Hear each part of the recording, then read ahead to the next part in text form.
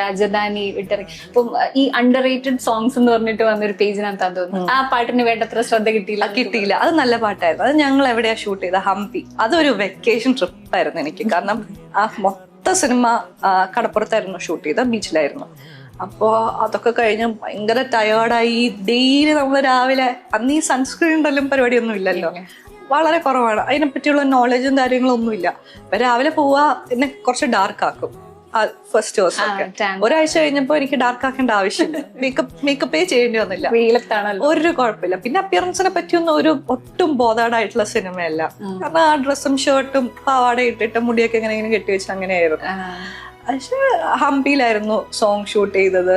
നിവിൻ ചേട്ടൻ തട്ടത്തിൻ മറയത്തൊക്കെ ചെയ്ത് ആ റിലീസൊക്കെ എനിക്കൊന്നും ആ സമയത്തായിരുന്നു തോന്നുന്നു. പുള്ളി അപ്പൊ അങ്ങനത്തെ ഒരു ആക്ടർ, അങ്ങനത്തെ ഒരു പരിവേഷമൊന്നും ഉണ്ടായിരുന്നില്ല.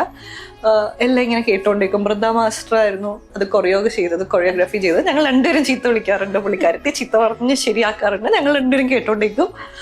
അങ്ങനെയൊക്കെ ഒരു ഇതായിരുന്നു. പക്ഷെ she is very sweet, such A sweet person. സത്യം പറഞ്ഞ ഒരു സ്കൂളിൽ വിട്ടൊരു അവസ്ഥയായിരുന്നു മൊത്തത്തിൽ.